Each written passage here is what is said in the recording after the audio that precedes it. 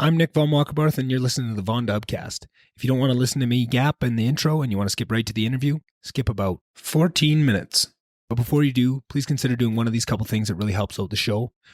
Following the social medias for the VonDubCast, subscribing, and leaving a review. If you could do those things, that'd be awesome. Also, give me a subscription on the YouTube channel. That'd be great too. All right, welcome everybody to episode 92 of the VonDubCast. Apologies if these intros are recording really loud. I cannot get this microphone figured out. When I'm recording normally, it's perfect, and then when I go just to plug it directly into this program to record the intros, it comes out like 90% louder, and I cannot get it figured out what I'm doing wrong, and it only happens every once in a while, but the last couple times it's been happening. So really apologize if the intro's way louder than the episode is. I'm trying to work on it. I'm not sure what I'm doing wrong here. I'm trying to stay way back from the microphone, but I'm worried now that it's going to be picking up all the computer sounds and all that. But that's for me to figure out. And hopefully sometime soon I'll have a little bit better handle on that. Again, I hate being so cryptic to you guys, but it's finally here. This is the week you guys are going to get to hear the big announcement. I really flip-flopped whether to tell you guys here on this intro or just to do a solo episode about everything and kind of let you guys all in and release that later this week. And I think that's what I'm going to do. So as soon as I finish recording this intro and outro and get it all lined up to release tomorrow on the holiday Monday, again, something I flip-flopped whether to do it the holiday Monday or leave it till Tuesday. You know, I know people expect an episode every Monday now. And sometimes when they're a holiday, it's easy just to push it to Tuesday, but I think I might just release it Monday, give it a couple days, and then release the solo episode I plan on recording right after this and kind of let you guys in on what I've been hinting at these past couple of weeks of what the big surprise is, the big next level of the podcast, the big next step. And I'm so excited to tell you guys.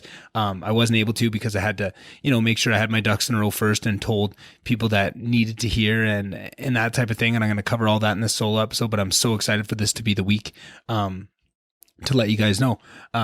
So I have a kind of a fun episode here. It's with Kieran Klein. He's another member from the Peterson Pals group. Hadn't really interacted with him much. I just put it out there in that group. I've had such success with it, and it's just brought out such a cool type of person that I just said, and just the fact that I'm always looking for people to podcast with, but I put it out in the group of, hey, does anybody want a podcast? If you're in this group, I'm willing to podcast with anybody. I just want more stage time, if you will, to practice this skill. So I had a couple people come out of the woodwork just saying, hey, I would love to take a try at it. This is kind of what I do. And Kieran had reached out and he said, hey, check out my YouTube page, see if it's something that you'd want to do. And I checked out a couple of videos and I didn't fully understand who Kieran was or what he was trying to do, like what his business model was, what he was trying to bring to the world. And I said, yeah, for sure. Like I hadn't done as much research that I wanted to, but I said, yeah, let's line it up. Let's make it happen. And, I'll do more research as we get closer. And I actually dropped the ball on Kieran a couple times. Just things kept coming up. We kept having to reschedule and I felt terrible about it. But with all that, I really didn't get time to sit with his, or really dive in and do the research to find out what I was going into it with and just the rescheduling and all that stuff. We finally were able to make it work. And I went into it pretty blind, to be honest with you guys. I kind of watched some videos from his YouTube channel. It's called GOST Dating and Lifestyle. And GOST is kind of his umbrella brand. It's getting our shit together. So he's got a Facebook group, I think an Instagram page. He's got a whole bunch of things. But the thing that I was looking at it going into, because it's the first thing he sent to me, was the YouTube page. And I was looking at all these videos and he's having discussions with different people, talking about dating and lifestyle and that type of thing. And some were really good. And I took the content, but what I needed to do was listen to a bunch of episodes and kind of get the entire the running theme between all the episodes, where I think I was just picking one or two things from it and trying to judge from all the thumbnails and stuff, which is bad podcasting on my part. I think I learned a lot in this of just, you need to know what you're getting into and you need to do research. I shouldn't say that because I really liked how the episode turned out regardless. I think I probably, I should do that. But even when I don't, I like to know that I can still pull an episode like this out. So it turns out more of what Kieran does is he helps gentlemen that are uncomfortable with girls and talking to girls and kind of tries to instill confidence in them and show them, I think what everybody's red flags and what mine did right away was what gets brought up in your head is those pickup artists, right? That teach these tips and tricks that how to, kind of bamboozle girls and get girls in bed. And it's something that I've seen and unfortunately it works. And I've seen guys use it in the bars and nothing pisses me off more than that. And I think I came out into this once I recognized, 5-10 minutes in talking to Kieran, you'll probably be able to hear it of that's kind of what he does. And that's not what he does. And he had to jump right on the defensive. And I apologize because I should have been ready for this with my own research, but he kind of had to jump on the defensive and proved to me in real time that that's not what he is. He wants to actually do things right and wants to bring out the best qualities in a guy and give them the reps that allow them to build that confidence so that they're not just doing these little, tips and tricks or these cheap things. They're actually genuinely connecting with people. And I thought that was really cool. And I think that's something that the world needs more of. And I think dating and talking to girls and that is such a scary thing from both sides, right? Like, I think there's no way men will ever understand. And I think listening to podcasts with women talk about it without men around is a very good way to do this. And I think vice versa, but men will never understand what dating is to women and what fears and what awfulness they have to put up with. I mean, any guy that has female friends will tell you just what awful stories they've heard, and they probably know their friends, and hopefully it's not you that's doing these things, or hopefully you learn when you hear from the women's point of view of just what they're put through in that situation, right? It's not as simple as I think lots of guys would see it. And then on the very flip side of that, I don't think women will ever understand what it is for men to walk into that arena and to hear some of the absolute viciousness that you hear come back at them, right? Like, I've seen the most honest, nice, kind-hearted guys go up to a girl in a bar and hear just the most vicious venom spit back. And sometimes it's not even what's said. It's just the look in their face of just disgust that this human slug would even deign to talk to them. And it's like, oh man, like, and it's hard to see that on both sides and see the disconnect between, I'd say a good majority of men not understanding the women's plight and a good majority of the women not understanding men's plight, and just the distance that builds and the incels and all this new terminology that's popping up. But it's just about a lack of discussion over this really complex and tough experience that is the dating arena, right? And I think it was a conversation like this is good to kind of dive into that a little bit more and maybe shrug off some of that taboo and ridiculousness away from it, and just have an honest conversation about what that is in the 21st century, what it's like to date with all these new things going on. What's it like to go up to a girl in a bar and that type of thing. So it was kind of cool. I hope that I hope that I defended the honor of what I envision dating and lifestyle, which I have a very weird, complex, and I'm excited to jump into this with more guests and kind of give my thoughts on, relationships and dating and that type of thing and sex and all that. Because I have a very different way of looking at it from societies. And I feel like it's something that I think the whole world is going to catch up to. I just feel like I'm getting there earlier and just kind of poking holes in the ridiculousness of the sanctity that I think comes from religion. And that's where I like to back up to, is just, like so many of these things of the weird taboos and sanctities we have around sex and marriage and relationships and stuff are really important, because like evolutionarily, the sex drive is so strong that you needed these huge cultural icons like religion to hold people back and just allow societies to function, because it would just be madness if you didn't. And like, it's so sad to see what the shame they built around does to people, and in a society that's moved past it and that has the time to dwell on the shame, right? Like, shame's one thing when you're just trying to survive and you're fighting off leopards and stuff. It's a much different thing when you're, allowed to sit with your thoughts and you have the freedoms and lifestyle that, at least some population of the earth has. I think that's a very different thing. And I think it's good to understand that, okay, that shame and all that has caused so much pain and suffering, it was necessary because we needed that. But now, where are we? Can we readjust? Can we relook at where we are in nature and in society and find some new rules that work better with what matches up now and gives people more of the freedom to express themselves in whatever way that is, right? Sexually or in relationship, or just the, what even a relationship is that's so locked in this mire of tradition and how things work, that's probably not even accurate to what it could be in this day and age. So I just find it interesting to have all these conversations, and that's more of the conversation I wanted to have. It was cool to hear the actual nuts and bolts of what goes into it, of what Kieran would bring to somebody that wanted to step into that role and to gain that confidence. And it's an interesting conversation. And I do think that's very important. I think men are so, what's the right word? Not unprepared, but like unwilling maybe to talk about their feelings and to talk about this side of it and to talk about where that confidence comes from and the insecurity that you're fighting against. That I'd say every man, there might be the 1% of the 1% of the 1% that isn't this way. Maybe they're fucked up in a different way because they lack it, because I think it's a big part of human nature. But just that insecurity that comes with being a human. I shouldn't put that all on men. Girls are insecure too. But for some reason, I think anybody would agree that if you wanted to have your just typical case of insecurity and you wanted to highlight it on a chalkboard for a classroom, you'd probably be going to your males first, it seems.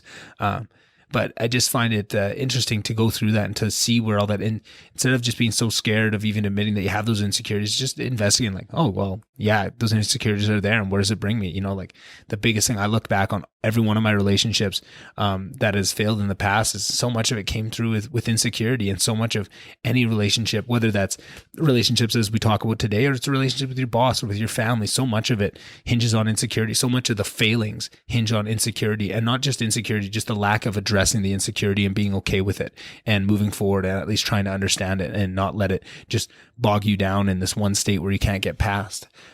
So I really enjoyed this conversation. Like I said, I didn't really know what I was getting into. I didn't know this was the conversation we're going to have, but that's what's so fun about this is it doesn't matter what the conversation is going to be. I just enjoy good conversation. As long as somebody's passionate about it and wants to have that side, I'll find a side. I'll make shit up. I'll be the devil's advocate. I'll do it just to make sure that, the ideas are given the space that they need to really expand and make sure that we're not missing any pieces of it and that we're covering it from all sides and that we're not just taking our worldview and putting it on there and just trying as best we can to step back at different points and take the other side and that. And I feel like that's what that's what I try to do with every conversation. And this one's no different. So hope you guys enjoy it.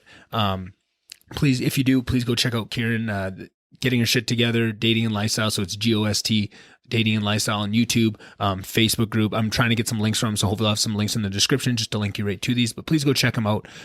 Pretty interesting cat. There's some good conversations on his YouTube page if any of this interests me. Or if you want to contact him to maybe go more in depth and maybe get on a Zoom call, because I think he's in the UK, so it might be a little difficult for the base of my listeners here in Canada and the US that they'd be able to meet up in person. But even on a Zoom call and just discuss what Kieran has to offer and see if maybe some of the things he's talked about today would benefit you and just gain that confidence. I think, like we talked about, I think there's a million ways to gain confidence, but none of them are bad, and they all build upon each other. So if you just start somewhere, just take that one step, whether it's this or whether it's something else, it'll all feed back into itself. So that's all great. If you could do me a favor again, I'm really sorry for holding this hostage for you guys again, the big news that's coming, but that'll be on an episode coming later this week. It'll probably be another solo episode, so check out that, please, and tell a friend about it. That's a really important one. That one's going to have to get to a lot of people for some things I have in the works. I shouldn't be hinting at this because I can't tell you guys what it is, but I want that one to be a good drop, so please look out for that one. There's also the things every week. If you could do me a favor and just follow the Instagram page, the Twitter page, and the YouTube page for this, that really helps. Just shows the guests I'm trying to get on that there's at least some people that listen about this and or listen to this and care enough about it to give it a follow on social media for what that's worth. Just helps. So if you guys could do that for me, really appreciate it. Hope you guys have a great week.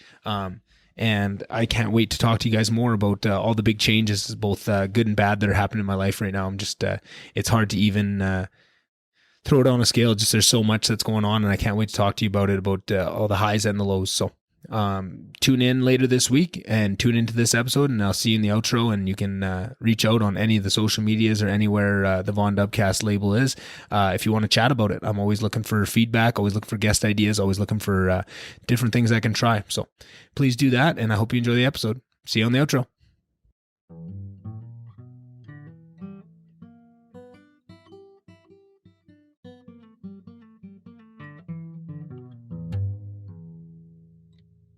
Recording. Beautiful. You ready? I'm good to go, mate. All right. Thanks for being here, Kieran. It's been a little bit of a fuck around to get you here. I pulled your leg a couple times, missed a couple interviews, and I'm glad we got here because just that little 5-10 minutes before the chat, I think we're going to get along really great. So thanks for being here. Yeah, no problem, man. Yeah, excited. Yeah, like I say, no worries. Yeah, I'm glad that we're getting it done. I'm Canadian. I wouldn't feel good if I didn't at least get one apology out right early. You need that just to hit the quota. Yeah, I'm British, so it's going to be a polite off. Oh, it might, but hopefully the teeth come out a little bit. Those are my favorite episodes where you get to, you still be polite, but you get a little bit of the fangs and the ideas bit off. Yeah, no, those are good. I find a lot of the times, the episodes I've done with females, actually, I found that they're a lot more ready in that, kind of what we talked about earlier, the vulnerable space that I want to create. I feel like, I don't know what this is, and I'm just speaking off the fly and trying to come up with reasons why, but I found the female guests, sometimes when you create that vulnerable space, eventually what comes out of them is being really confident in their ideas, because over the course of a couple hours of conversation, they get to hear, oh, he's not going to be mean. He's not going to judge me. So then they really get behind their ideas and really throw them forward in ways that some of the guests did it all the time. But I noticed that was kind of interesting to see. And it almost makes me sad a little bit that they would need that sort of framing to be able to bring that out of themselves, because I think that's something that I look up to in everybody, that ability to really throw your ideas out there with force and not to be worried about what's going to come back at you, kind of thing. I think we'll be all right, man. I mean, I'm pretty naive. I was, this is getting myself a little bit messed up. Yeah. I was literally To Catch a Predator, with my girl. Yeah. The pedos. And like, I'm so naive. I'm like, this guy's like, he's all right. He's all right. And I'm like, no, he's a pedo. No, wait, what was that? Yeah. Oh, but I'm naive. I'm like super gullible. So yeah. And where do you think that comes from?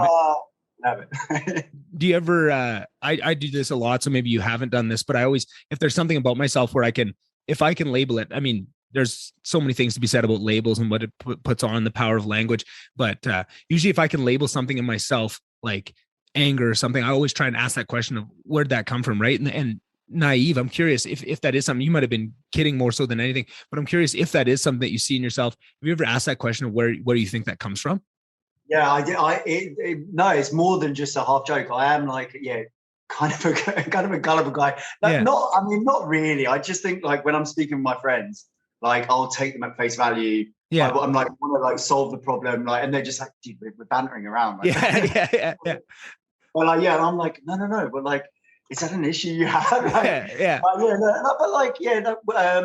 yes, if you're a bullshitter, I think it would generally fly on me. But hopefully, I'm sensible enough to be like, to take a step back and be like, whoa, okay, you're getting suckered in here. Just go easy for a second. Yeah. So hopefully, I'm gullible, but with a side of cynicism, stroke intelligence. Yeah, exactly. I don't know how much. Maybe not.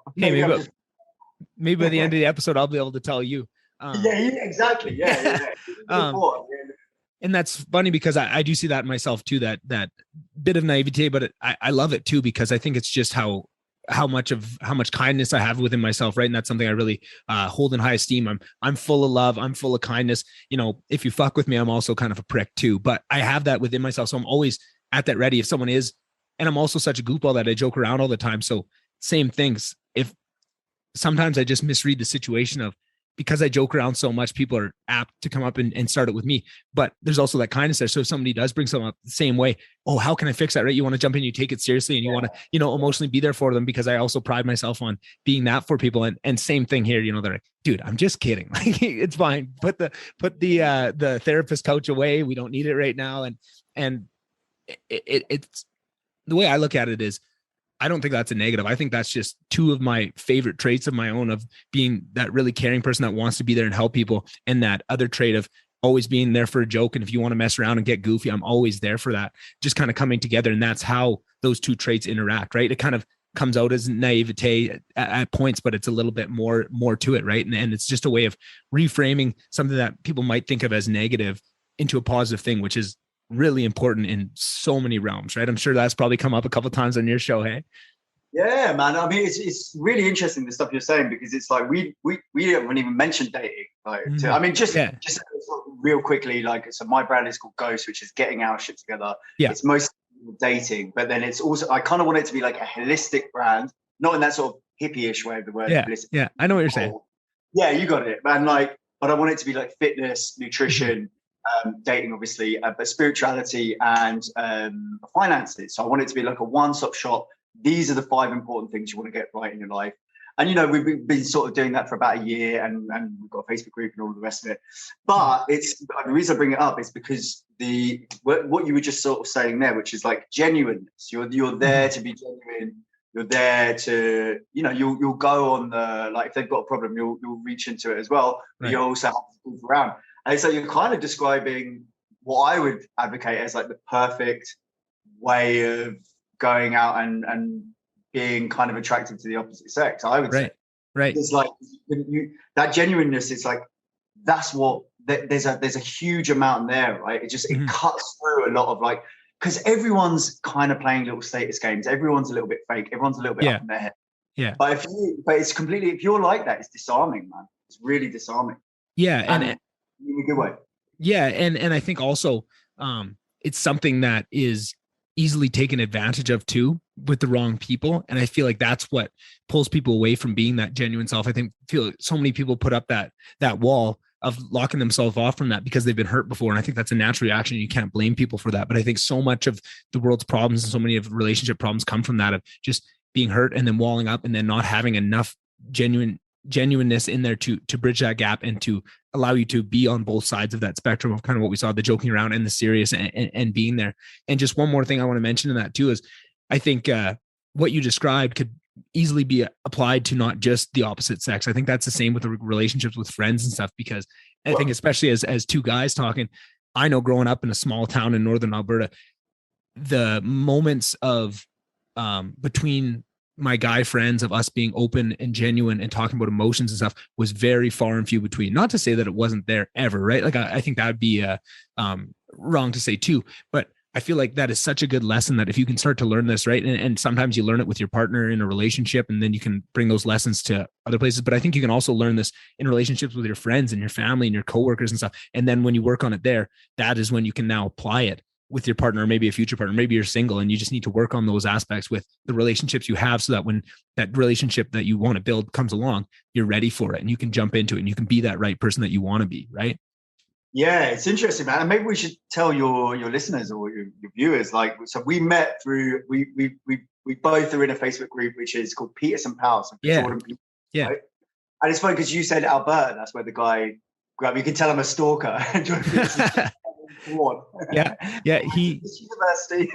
He grew up about 20 minutes from here.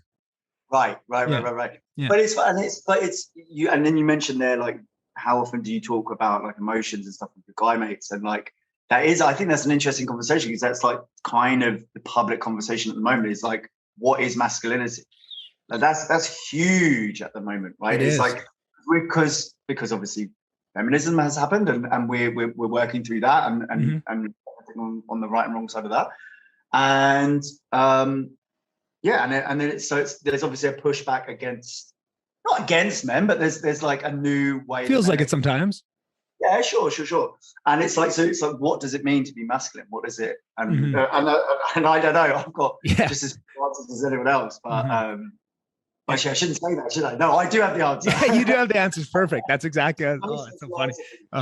That statement there is going to come out great with a question. I don't know if I'll get to it, but it just dovetails so nicely with it. But in bringing up Jordan Peterson, I think that's interesting to look at that. And what I think the big issue is of when you bring up the masculinity and the femininity thing, I think what is so often the cause of so much strife and issues with people trying to tackle those subjects is that the misunderstanding of the fact that it's a duality and you need both. You can't have masculinism without feminism, right? The divine masculine, the divine feminine, they work in concert. You need pieces of both. And you see things get out of order, right? When you're talking Jordan Peterson, chaos and order, things get out of order when you have too much of one, and you need to balance it with the other. But everybody's instinct, and when they don't realize it's a dualism and it's a balance of the both, they just want to demonize one and elevate the other, which is so antithetical to what the entire thing is, right? Because it is this dualism, right? And I think that's where Jordan Peterson does so well of holding up those values of masculinity that are positive. And I feel like that's where there's a real lack. And it's not that he doesn't do an amazing job of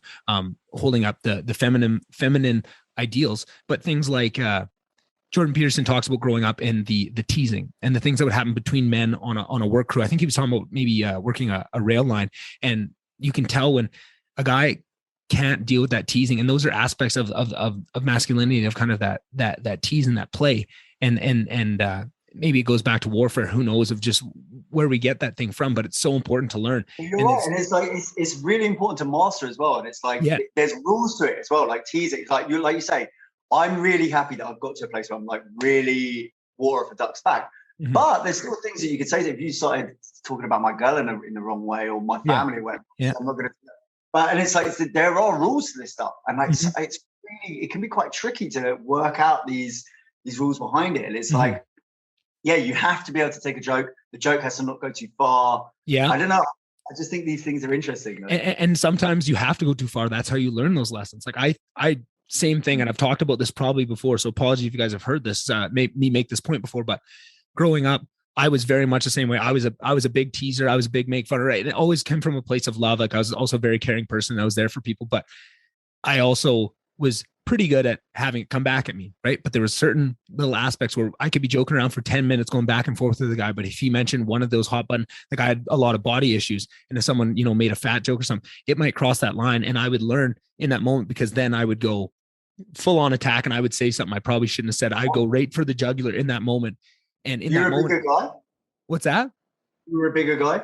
Oh yeah. I was, hey, thanks. I mean, I've been working on it, but no, I was always a big kid, right? Like how do you be teasing on it now? Like, what is there something I could say now that would ping you out? Like that would go bad? There has to be, right? Like and I'd be honest about that, right? If there is, like, I'm sure there is, but I think it would be so much of a deep cut. Like you'd have to know me really well to get there to know what that is. And I feel like that's also what is so scary and invigorating almost about this podcast, and how not just the podcast, but how vulnerable I've tried to be on the podcast is, if people want to hurt me, I'm giving them all the ammunition. You go back and listen to those 90 episodes, you could come up with the most cutting to the bone things, because I'm laying out all my triggers. I'm trying to talk about it. I'm trying to work through them, which is scary because you're giving all your haters the ammunition to tear you down if they wanted to, but they'd have to listen. And I'd have the faith that if they went through the work to gather up all that ammunition, I'm so lovable that they would never want to use it and they would understand everything else. Right. And that's this really crazy dynamic that I think is singular, not to podcasting, but to things like podcasting, where it's just you and your character, who you are, honestly bringing it out. And I think you can do that with a YouTube channel. I think you can do that with a Twitch stream. I think there's all these new ways you can do that, but it's very singular to that, because if you're an actor, you might play a character, but that's not giving anybody ammunition and insight to who you are and how you operate, right? You're not giving them those attack vectors. And I just find that even though, and that's what I'm saying, I'm sure there is things, but I can't even think of them off the top of my head. It would never be something so simple as actually, there's so much built-in trauma I'm still working through with all the body stuff. I'm sure you could get me good with a well-placed fat joke that would, crumble me to my knees for sure, but I'd get over it, kind of thing, Don't worry, man. I know you would. I'm not. Yeah. No, you're looking good, man. Thanks. I appreciate it. I've been working on it. Yeah. I've got to wear black, otherwise you see my man boobs. Oh, that's funny. No, but all right, it's interesting. And again, I'm not going to go there. But so you said like a hater could pick something out of your 90 episodes. Where do you feel like you're vulnerable to attack?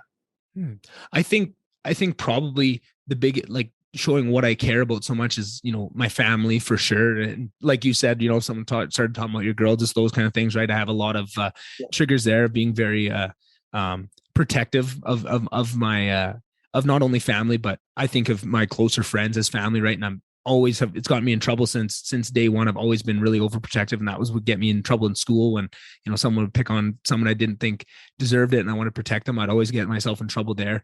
But I think also just stuff like your passions, right? Like I've been so honest about how much I care about this podcast and care about the medium and stuff. I think if you had the intelligence to do it, you could come up with a way to craft that, to really cut at that and my passion for that and to make fun of that might get there. I don't know. No, I'm with you. It's interesting. I think that's a great exercise though, is to do that, to ask yourself those questions of what could people say, right? And I'm on almost, I don't want to toot my own horn, but I'm almost proud of myself, because I think if I would ask myself that 10 years ago, I would have had a list, right? Like a huge list of things I could say, oh, if you said this. And I think if you would have asked me, 4 years ago, I probably would have had a decent sized list too. But just the fact that I've come that far, it's just nice.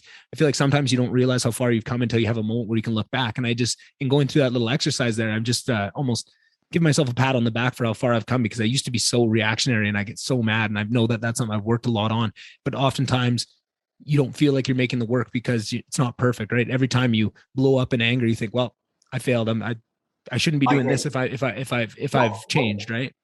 What counts as like working on yourself? Like how do you work on yourself? You're asking me all the right questions here. I love talking about this. So what I found with working on myself of what it is I find it's just asking kind of what I did earlier when you talked about the naivety and that's the process of what I was asking you there is kind of my process of have you asked yourself where that comes from? Right. And that's where I think working on myself is finding things in myself that are out of my control. I have a really big thing about logic and I'm always trying to be logical and bring forward the best possible answer, the best possible thing. Oftentimes it's also the funniest thing that could be said in that moment. Are you ENTP? Have you ever done that? Just sorry to break your flow, but you ENTP? ENTP, I don't know if I know that. What is that? Oh, no, it's the 16 personality thing. Oh, right. I've never actually done it. I've listened to podcasts on it. I bet you would be. But sorry. Okay, yeah. But in saying that, there'd be times where I'd say I would have a reaction and I'd know that was the farthest thing from logic. That was pure emotion. That was lizard brain. That was you reacting. That was you hurt. That was you, to use a word that's been co-opted, you got triggered there. And when that would happen, I would sit with myself and say, why did that, again, not to use the devil word, but why did that trigger you? What was there inside? And just to sit and ask, and well, that's all kind of always bugged me, even as a kid, that, well, where does that come from? Right. The weight stuff. Oh, well, my parents and my grandparents and my family were quite, on me about that stuff all growing up, and it really hurt and really cut some deep wounds. Right. And to do that. Okay. Well, if you understand that that's probably where that comes from, is that reasonable? Like, all right. So working on yourself is like, just so I've got it in my head, it's like, so you okay, I get triggered about something. I feel an emotion about something. Right. So then I pull backwards, like, where does it come from? What's the hurt? Yeah. And then what's the process then? Like, then you look at that with a conscious look, and then you can see the logic of it, or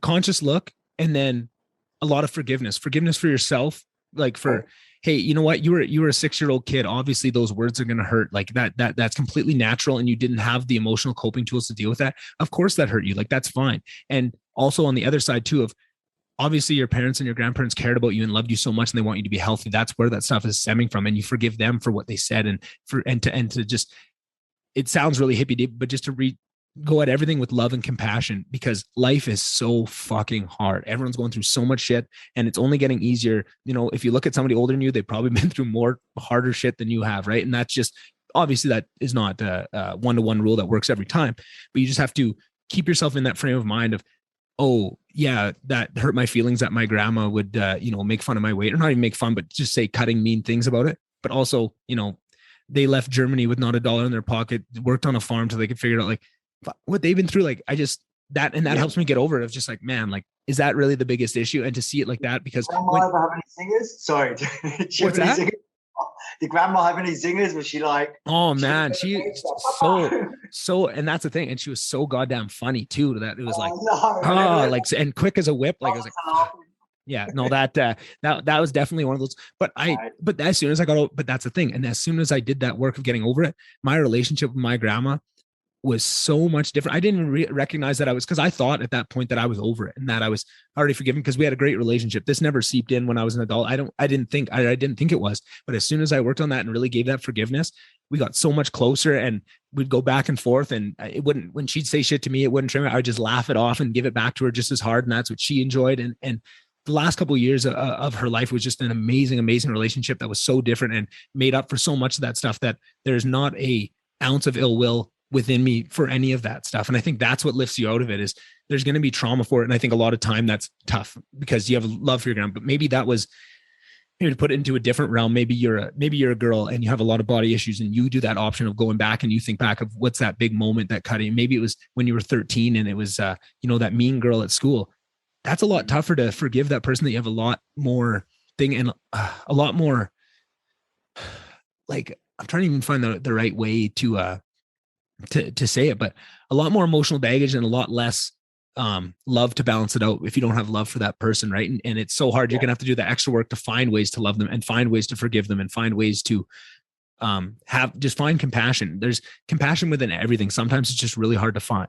And that's what I find is the healing thing, is on all this stuff, on all these sides. And that's something, again, with the Peterson Pals group and having guests on from the Peterson Pals, that's something I've talked about a couple of times. Is I love the group and I love the discussion. I love where it goes. But I think oftentimes what's really important is having compassion for everybody, no matter what the side. And sometimes in that group, people get so annoyed and so boiled over at the stuff they're seeing and this wokeism and stuff, and they lack compassion for it. And I feel like that we're never going to make any progress unless you can, even if you're frustrated and at the end of the rope, you still have to find compassion for those things that you detest, because that's the only way you're going to change it. If you think you're going to change someone's mind that is completely indoctrinated in that way of thinking by yelling at them or making fun of them, you're never going to get there. You have to be able to put yourself in their shoes and have compassion to see how they got to that point, so that you can break through that wall we talked about earlier of, when you're hurt before, you don't want to be genuine like that, especially with it when it's the so-called enemy, right? You're not even supposed to be talking to this person that has these views, let alone being genuine with them and letting them in to affect you and to affect change. But if you don't start with that, you're never going to get there. And it might be, banging your head against the wall, trying to have compassion for these people who don't have the same back to you. But that's life. That's God. Yeah. That's related. That's everything, right? Of just that overarching undercurrent of what makes, the world go round, in my opinion. Right. But I'm a real hippy dippy love guy. And that's what I think, the whole world operates on. Right. I think you're right. Yeah. Well, you say a few really interesting things, and it's like, there is that thing of like, it's good to be informed about the wider world, know what's going on. Mm-hmm. You kind of have to be a bit divorced from it as well. Mm-hmm. It's like, it's got to be a slight distance, because it's like, look, man, I can't have any effect over what like a socialist attending Berkeley thinks, mm-hmm. or at the same time what like some neo-Nazi in a Californian prison. I can't affect that dude's views, isn't it? Right. So ultimately, how much should I affect and let something like that? I mean, obviously, it with the woke stuff that's sort of in vogue at the moment, isn't it? Mm-hmm. And I think people are a little bit sort of frustrated, and it's because it's so like unquestioned in the workplace, mm-hmm. right? It's just like it's unquestioned everywhere because it's built into the idea itself to be unquestionable. That's what it operates on, because it's all circular and it has no base to it. But if you make it unquestionable, it doesn't matter if it doesn't have a base, and it's all circular logic, because no one will sit there and watch you point out the flaws in the logic, right? That's what's so frustrating. And that's what I see. And I have a lot of compassion for the people, these young kids that are stuck in this university right now, that are just getting bombarded from all sides, and they're so frustrated with it. And I think it's great that they have a place like the Peterson Pals group with people that understand that frustration, and they can, throw some memes out about it and commiserate. I think that is so good, but also the other side of that. And I think this just comes with age and the wisdom that comes with that, is to understand that no matter how frustrating it is and how, dangerous and how worried you are about it, just to know that it doesn't matter. You still got to lead with love and compassion. That's the only way we're going to change these things. Yeah. Have you ever heard of that this phrase called trust but check the deck? I've heard similar things. Poker, and I pass you the deck, and it's like, you trust me, I'm not cheating, but check anyway. That's it's like it's kind of like an oxymoron. It's like, but if you can hold it both in your mind at once, and it's like, I agree with you. Lead with love and compassion, but be ready to fuck someone up if you have to. So. Exactly, and it goes back to so many other people. Walk softly but carry a big stick, right? And there's so many ways to say this, and I feel like that is, not to go back to Jordan Peterson, but that's exactly what he's arguing, is you need these aspects. That's what that dualism of masculine and feminine teaches you. It's to have all those, to have all the tools within your tool belt to bring them all to bear at once, because now you can make the best decision of what this situation requires. What is going to benefit me most? Do I need to pull out a hammer? Do I have to pull out a screwdriver? Do I have to pull out a torque wrench? If all you got is a hammer, that's what's coming out. And I feel like that's what everybody sees of as the masculine. All these dudes are just out here with hammers fucking shit up. And it's like, okay, I see that, and I agree with you at parts, but that doesn't mean we need to ban hammers, right? Hammers are useful. We need that too. We should also arm them with a screwdriver and some other thing, maybe some duct tape, can go pretty far with that, but I was just thinking about Gran Torino there, because that's what have you seen that movie? Gran Torino, with what's his pickle there? Old man, little crotchety. Clint Eastwood, old man, little crotchety. It's like hammer, screwdriver, duct tape. You can fix anything. I was like, exactly. But before we get too far from it, it's funny that you said that, because on my screen over there, I have this giant Excel, or it's Google Docs, but of just everything with the podcast, guest ideas, guests. And at a certain point, if I know a guest coming on like yourself, I'll start writing down questions in there, so that if a question comes to me that I wanted to ask you, I can just write it down there, and then I transfer it to my book before the interview. And at the very top of it, I have a big, 100-point font saying that I keep there just to look at before the interviews. And it says, sure, but not certain. And that's exactly that same. Like, I want to be, when I go into these, I want to be sure of myself and sure of my ideas and to bring them forcefully, but not certain, to always leave that crack open that you could be wrong and that you probably are wrong a lot of things, that you can let that information back in and have people change your mind. And it's just funny that you mentioned that and how close that was to that quote. And when I'm literally staring at it, as you said it, it was just funny how the world works like that. Interesting. Oh, no, let me ask you something, because I think you'd have a good answer, right? So my more laddish mates, my more like sort of jokey around laddish, whatever, I hear them sometimes say things like we're seeing the results of a reduction of bullying, right? And now you and I are going to say like bullying's wrong. Yeah. And of course, I think that's a strong place to come from. That bullying is wrong. Yeah. Incredibly nasty. So you don't want it to happen, right? But are we seeing the results of a society that has vanquished bullying? Right. And or are we not? Or are we just like now? And the reason I say that, obviously, because we're in kind of a victim society. It's you get like victim points if you've had oppression, that you can use that as a clout. Like, we all understand that sort of thing, right?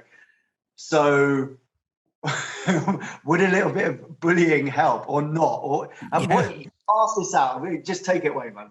That is one of the toughest questions, because I definitely see both sides of it. I think there's no argument to be made in my head that we are not at least seeing some effect of that.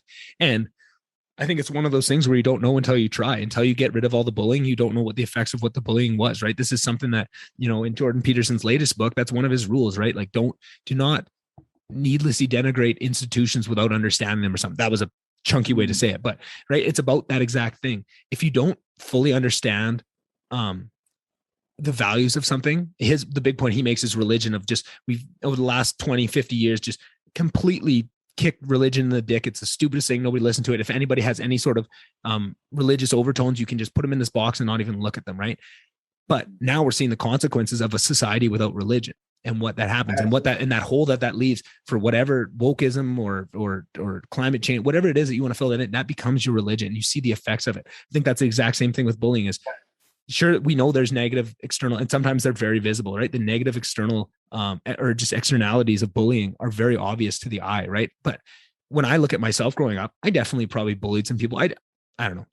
I think that's just me trying to cover my ass, because I hated bullies. Kiddish stuff. Yeah, no, but kiddish. You weren't a nasty guy. You can tell you weren't a nasty. Right. But I also joked around with a lot of people, and I made a lot of people laugh. And one of my favorite thing, always making people laugh. Like, I got good marks in school, but every time we went to the parent teacher, they just said, he's disruptive, right? He never shuts up. He can't sit still, right? And he's distracting the class. That's always what I would get for feedback all the time, right? But I was also that person that I was the superhero, right? I'm the Dark Knight. I'm sitting up there because anytime things got too far, was too bullying, I was there to bully the bully, right? Which probably isn't the nicest way to go about it, but that's all I knew as a kid. But I feel like if I came up in this age where bullying was so run out of everything, what would that have done for me? Because I feel like that was very formative for me to have that to push back against. Sorry, dude. Maybe it's just changed. Maybe it's like, maybe the language has just changed. Maybe it's like, I don't know. I'm sure there's still schoolyard bullying to an extent, but maybe like you were saying in the church, like obviously we know about the Catholic Church scandal with little boys and all that stuff, and that's beyond bullying. But I think maybe 50 years ago, you're a bully, you joined the church, you join another organization. Now maybe you join HR, and you tell people, like, you bring people into an office and like you dress them down about a conversation that they had at work, which didn't have the term that you thought it should have had, or something like that. Right. So maybe it's been replaced, but I don't know. And that's exactly where the other side of it goes. And I was just kind of making a different side of the argument of just kind of really putting myself in the shoes, because bullying was very formative to me, but not that I was doing it or being bullied, really. It was just that I still to this day have a real problem with bullying. And I always hated seeing it. And I feel like that was, my parents are very valued people, and they brought me up in a certain way of, you stick up for people, right? When something's wrong, you say something, and you always did that. And that was very formative to me to push back against. And I wonder how I would have, and I'm very proud of having that within me to this day. But if there was no bullying to protect against it, if it's all nerf, you don't have that too. You don't recognize, you're not learning the lessons of when you need to step in. When is this past the point of, okay, when do you have to say something? And that's a very hard lesson to learn, of, because there's a lot of social outcasts that can happen of just stepping in at the wrong moment when it didn't need to happen, right? And you ruin everybody's fun. But there's also a lot of power in being that person that can say, hey, you know what, guys, this is probably a lot of fun, but this is fucked up. You can't do this. Cut this out, leave them alone. And I feel like that was the one side. But then what that is, but everybody learns a lesson in that situation. When one person does that, they learn the boundaries, they learn what to do, and they learn of different tools in those moments to handle things yourselves. So now what happens, and you'd always push the lines with your friends, right? You tease and stuff. And you always knew you'd learn, okay, when is this kid going to run and tell the teacher? And then you learn something about that kid and that kid becomes an out. But then you never have that learning of when that happens and all the negative effects of that, because there's never any negative externalities to tattletaling. And now you get out into the real world and you run to HR all the time. Sure, you have the defense of HR in your back pocket, but now you've totally alienated yourself by not being able to. The one thing that will lose respect from everybody around you, male, female, everything in between, is not being able to deal with your own problems. That is the biggest thing, right? I feel like I just heard Jordan Peterson say this on a podcast the other day. That is exactly what it is. You're teaching kids how not to deal with their own problems, which is such. This is a big problem, like genocide or something. Then you're allowed some help. Yeah, there you go. Right. And even then we'll probably ignore it because there's genocides going all over the world right now that we don't really give too much of a fuck about. Right. Like, which is absolutely mind blowing in a completely other sense. But yeah, no, I do think that. Right. But having said all that, because the negative externalities of bullying are so obvious and so plain to view, how do you have to, again, hold compassion for those people that are arguing against it and they're doing that. They probably don't realize the negative effects they're bringing on by getting rid of it. But all they know is this. They probably have a kid that got bullied incessantly, and now they're trying to stop that. Are you unplugging my mic, dog? Get off. My dog's right on top of all the cables. So if I suddenly turn black or my mic cuts out, you'll know exactly what happened because it's very precarious at the moment. Sorry. I'm sure we'll be all right. What's your dog's called? My dog is called Ahsoka. It's from Star Wars. It's a deep cut. Well, it used to be a deep cut. Now Ahsoka's in. Oh yeah, perfect. Now get off the cord. I don't know what a deep cut is. A deep cut is like, it used to be from records, right? Like when everybody knows the couple singles on a record, but if you know the deep cut, that's that song number 8 on this album on the back end, right? Like you have to go. It's not even on the front side of the record. It's on the other. Like it's a deep cut, right? So it's one of those ones. So like Ahsoka is not, it's not Darth Vader, right? It's Ahsoka Tano, like this kind of character that if you're really into Star Wars, you'll know because she's fucking badass. But if you're not, you'll have no idea. But now, so I've seen.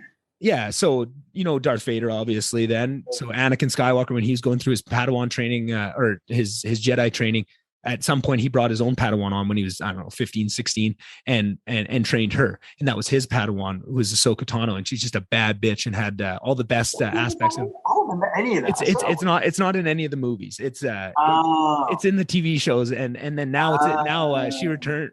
Maybe I shouldn't say that. There might be a cameo in The Mandalorian that probably nobody will know who the character is, so it won't really matter to you. But that was like huge for me to see, and it was like, oh well, it's not really a deep cut anymore. And now apparently they're making her own TV show, so there's going to be an Ahsoka Tano. Maybe it's a movie. There's going to be an Ahsoka something coming out new. So I'm pretty. It's one of my favorite characters, so I'm fired up. But I don't know if I'll be able to call it a deep cut anymore. Everyone's probably going to think I just is a fanboy that hopped on the bandwagon real late, but I don't care. I love her. She's cute. Nice. Yes, sir. So you have just impeccable questions, which I think speaks to the fact that you've been interviewing people and really going hard over the last year.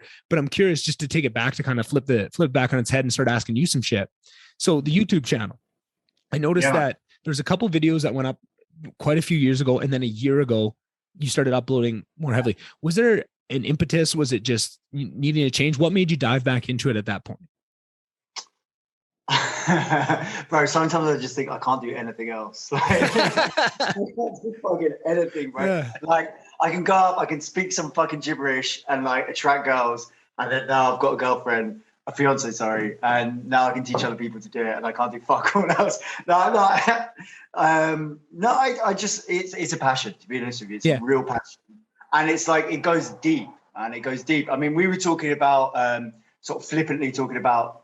I'll just dive into the deep end here, but we were sort of flippantly talking about To Catch a Predator before. Mm-hmm. And I see some of these guys, right, and I'm just like this, and it's the archetypal like loser guy that this guy can't get girls, blah blah. I'm like, if this guy could get girls, would he choose to be a pedophile? Like, I don't know all the dynamics of pedophilia, but like I'm sure that some of these, like, there's a bottom 20% of guys who are just fucking crashing out society, man. Right. And I think we pay hell for that. I don't know whether they're raping girls or whether they're just killing themselves or they're Shooting up a school. Shooting up a school. Exactly that.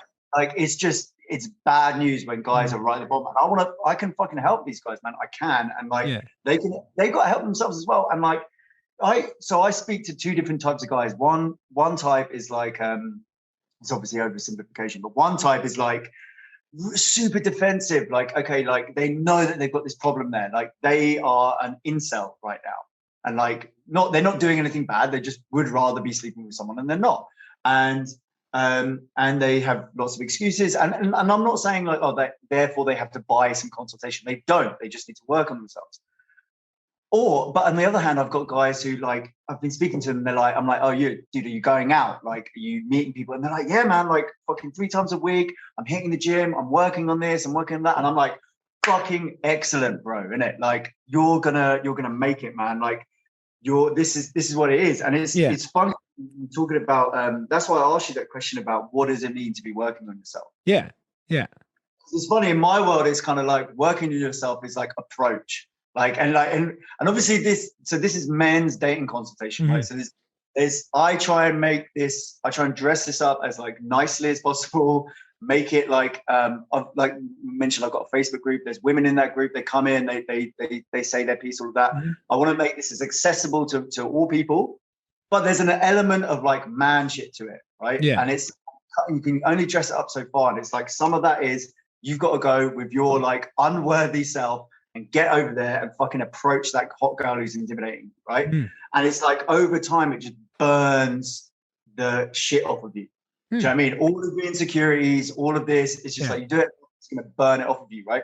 And it's like, I don't want to elevate this stuff beyond what it really is, but it's like, you could look at this stuff like a path to mastery, right? It's like, look, if you become like an elite athlete, like you've adopted a path to mastery, and that's going to like, you're going to learn discipline. You're going to like, you're going to learn sacrifice. You're going to learn like all of these things. Like you're like, and it's like you're building something better of yourself. And to an extent, this dating stuff, if you're coming from a really difficult place and you want to get like a lot better, it's going to be a long, hard road, but an excellent one that's well worthwhile doing. So that's kind of the reason. Oh, it's interesting because I feel like kind of what I described of working on yourself is kind of doing what I described of that whole thing of, asking yourself those questions and sitting with yourself of what that does in the end is strips off the insecurity about it, right? Because all of this and so much of what motivates us to do these things, even though we don't realize it, is our insecurities. And to burn those off, like that was my way of going about it, to take off those insecurities. And by doing that work, it's funny that you mentioned that, because I've definitely noticed it in my approach with girls and my confidence and stuff, and believing in myself and who I am. And I've noticed the way that girls look at me differently when I did notice or start working on those things. But it's interesting to hear from you of, you don't need to work on that all, get to that point, and then you can go after. You can also use that as the impetus, like just go, and that will burn the insecurities off. Because but I think I'm curious. I don't know how to ask this, but I'm curious about the mechanism. Like, is it just the mechanism of going up to that hot girl, even though it scares the shit out of you, and seeing that, oh, the worst you can say is no, or maybe she'll say something mean, but you do that a couple times, and now the insecurity loses its teeth? Or is it something about the work that you're doing to give yourself the confidence to go make that first step that is changing the insecurities? Like, do you think, are you kind of following what I'm trying to ask? I just can't find the right words for it. Yeah, it's both things at once. Yeah, 100%. It's the process of you grabbing your balls, so to speak, and like going over there and just doing it. And also the feedback that's going to come from you, right? And it's like, it's her saying no is not the worst you can get, man. It's like, it can be fucking brutal, like brutal. I've had like just brutal things, but like, you've done it so many times. It's like, I guess I'm not a stand-up comedian. I've never done that, but I guess it's like, you ask a professional stand-up comedian, dude, how many times, like, what was like the worst blowout? He might be able to tell you the worst one, but he can't tell you like, give me like 10, because they've blurred into one or something. He doesn't remember like all the times that he bombed off stage, and it's like that happens to you as well. So, but yeah, man, it can be brutal. Like I was talking to my buddy, and obviously I won't name him, but like he's just he's looking to move to another area from where he's. And like, so he goes out to this bar, he's meeting these people, And he goes over to the people and he's just like, and he's a cool guy. He's like a chatty, open guy. And he goes, oh yeah, listen, I'm new here. Blah, blah, blah. Is it cool if like I just hang with you guys for a little bit? Like, I don't know anyone, like, be nice to just blah, blah, blah. And they were like, no, who the fuck are you? Like, get the fuck out. Like, it's like, you can't sit with us, like high school. I was like, dude, I thought that just happened in like American movies. Like, but actually that mean. But it's like, but that's gonna happen. And like that was like a week ago. He's probably not thinking of it now. Like, and it's on to the next one. And this is why I'm really happy to talk to someone who likes Peterson so much. And just you're a great sounding board, a great person to talk to anyway. But it's that. So Peterson has that. I think his ethos on this whole dating thing, if you were to ask him, is like, become worthy and then you'll get a girl. And I'm saying, fuck that. Like, no, like, go now and you'll become worthy over time. Don't wait.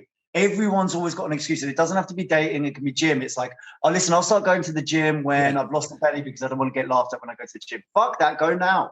They're not going to laugh at you anyway. Even if they do, fucking, that's their insecurity.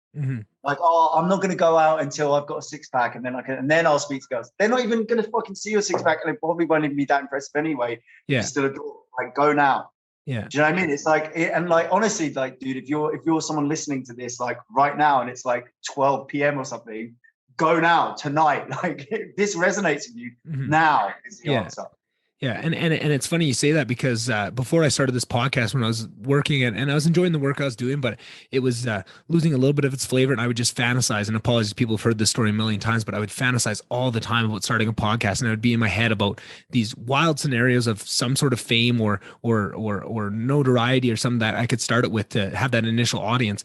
And that kept me paralyzed of doing nothing for so long until I realized, why not just start, right? Like, you're going to get better. There's only one way to get better at it, is by doing it, right? And why not just start? And then as soon as I made that realization and jumped into it, I was like, oh, this is so much more rewarding. It's so much different than I thought. The lessons I thought I'd be learning, I'm learning completely different ones. Like, but there'd be no way to know that unless I jumped into it. I could have kept listening to podcasts, 8 hours a day like I was, and not get any better at it, because there's a real difference between, listening to podcasts and thinking you'd be good at it and actually giving it a try and putting yourself in there and failing a little bit and making mistakes and having wild shit happen, right? Like, I think one of the biggest things in comedy they talk about is you have to be in every situation. You have to have something thrown at you. You have to have somebody have a heart attack in the stage. You have to have, you have to go through all these crazy things. And that's same with podcasts, and that's same with dating. You have to get the reps to understand what it is. Everything is a skill. You can work anything as a skill. You just need to look at it through the right lens and take action, like you're saying, right? Like, that's the biggest piece that's coming out of you is just take action. And that is so much of the, and again, it's one of Jordan Peterson's rules, like, just take aim and fire, right? Like, aim true, but fire, right? And he said, you might not hit the bullseye, but by walking up to that bullseye and seeing how you did, the next bullseye you can aim at is there, and then aim and fire again. It's about that forward momentum, and you're going to get better. You're going to get better at aiming. You're going to get better at shooting. You're going to get better at all these things, right? But that forward momentum is, that's his sort of life advice. Like, you don't know what you want to do, like, pick something, anything, as like, go do it, and it will narrow. It will it will splinter off. Like, understanding the thing better will lead you to a better understanding of what it is you want to do. And like, exactly. Yeah, man. It's like, look, I'm the same as you. It's like we're trying to build out something from nothing. It's like we didn't like win X Factor or whatever your version of that is. Like. You know what I mean? And now we've got a bit of a platform. We come from nothing, like, platform wise. So what we're going to do, we just got to try and build it up. And it's like, yeah, man, you might be like that. If like you might have like be a kissless virgin at fucking 35.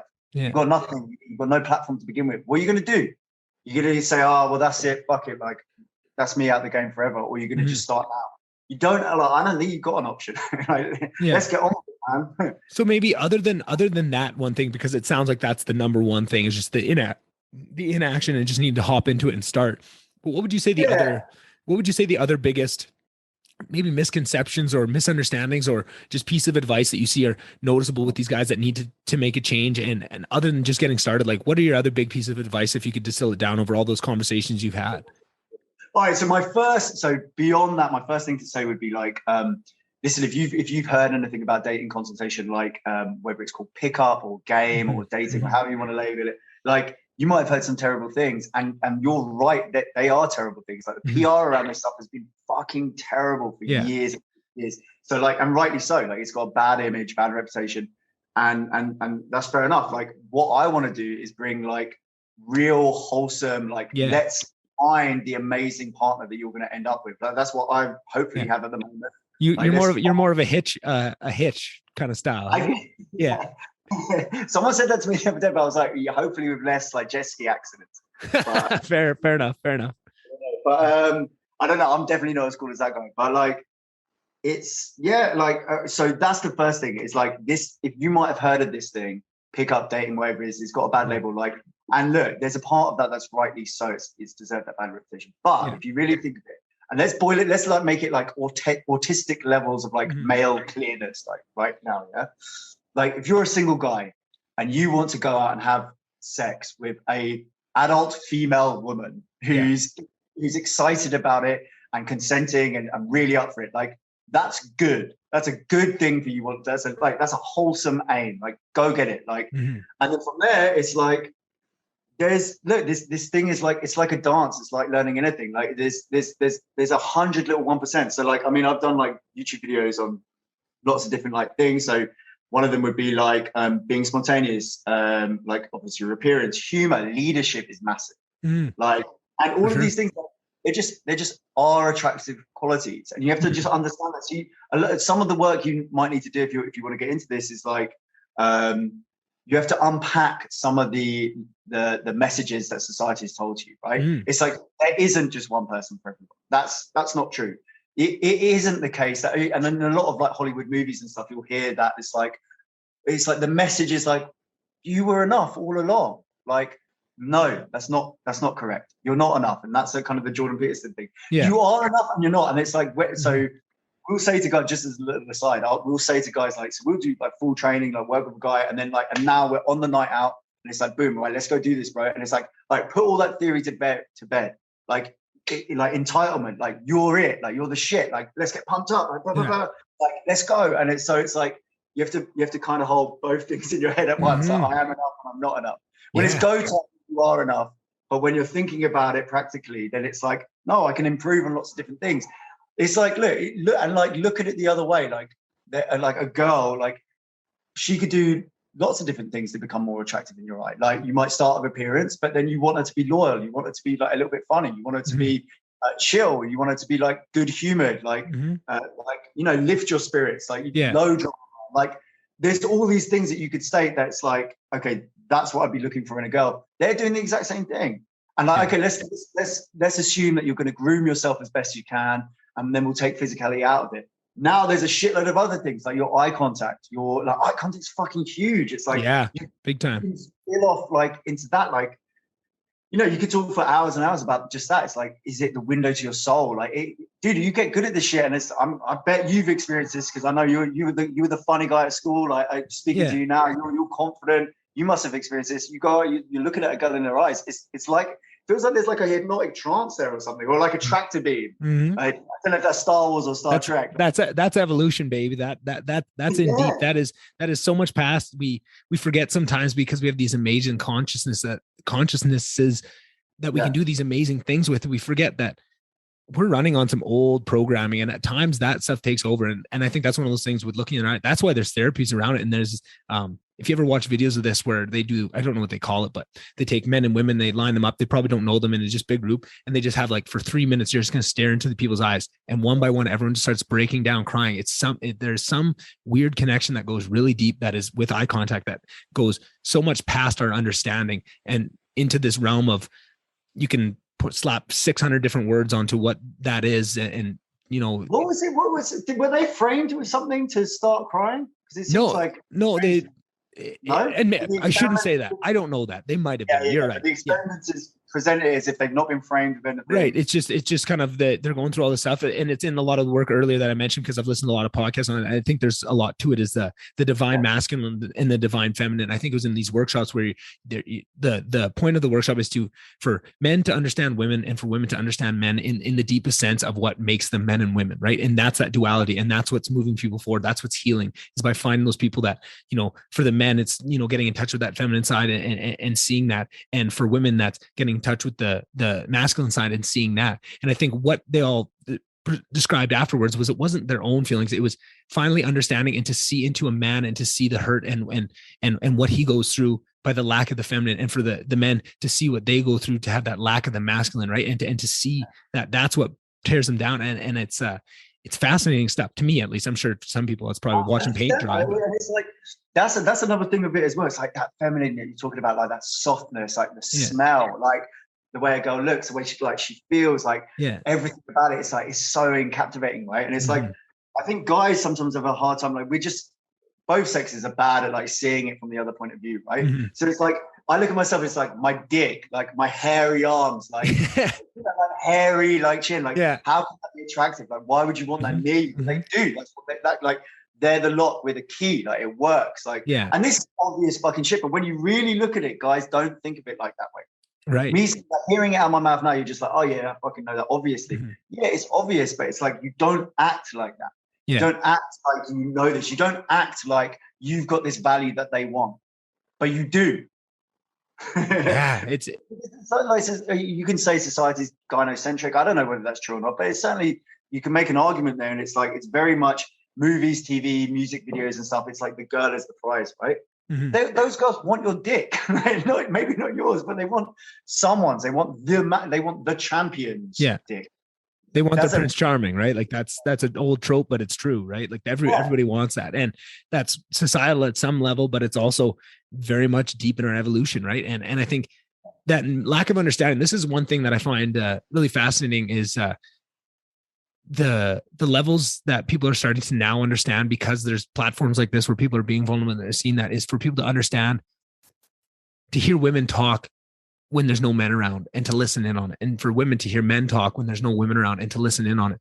But just those things. I think earlier we talked about, saying no is not the worst thing that can happen. I think women would be appalled to find out exactly what men go through at points when they get all their courage up, and the crushing things, it's not even sometimes the word, it's the look of disgust and disdain that they can put, and how much at a certain formative age that happens to you at 9 or 10 or 11, when you're just in such a sensitive age. And it's so hard for them to have compassion because they've never been on the other side of that. That is so foreign to them to have that understanding. And on the same way, on the other side, for men to not understand what women go through, when you just flip that on its head and you say, when a woman doesn't do that, doesn't have disdain, tries to do everything right by the book and say, you know what, I really like you as a friend and all this stuff, and the absolute venom and lava that gets spewed at them from the men on the other side, right? Like, yeah, exactly. And let's talk about the other side for a minute, because I'm talking about, that girl wants your dick. Like, there's a truth to that, but it's like, look, we hammer consent, obviously, right? Yeah. And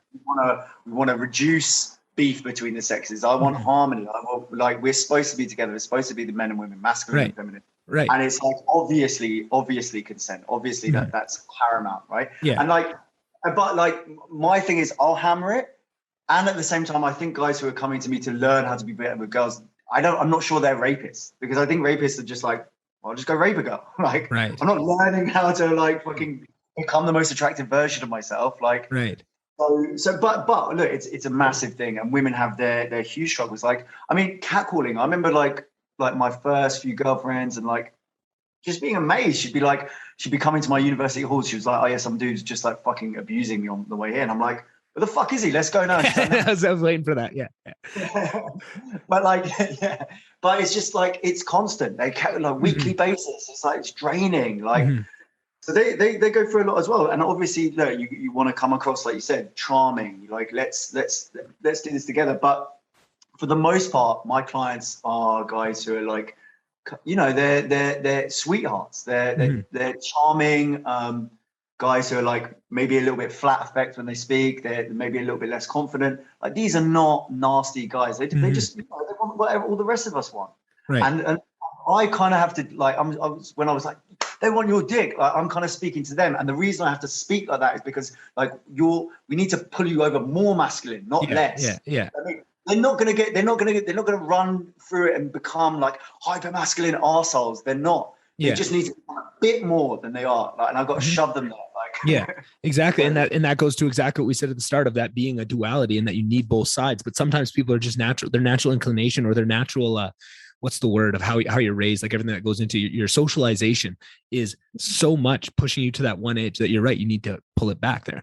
And just, I want to jump into a couple things you said there, because earlier you'd mentioned kind of the the pickup game, like that kind of stuff, those guys that are the pickup artists, right? And that puts a lot of negative juju out into the air. I don't know, just like the societal idea of what, that is a little bit tainted by that. But unfortunately, is that shit works. And like the nagging thing, because, and it drives me nuts. Nothing do I hate more than to see a guy who's clearly watched those pickup videos and does all the tricks that, and watch it work in front of you. And it's so mean and it's so manipulative, and you can watch it happening, and it just triggers that thing in bullying in me.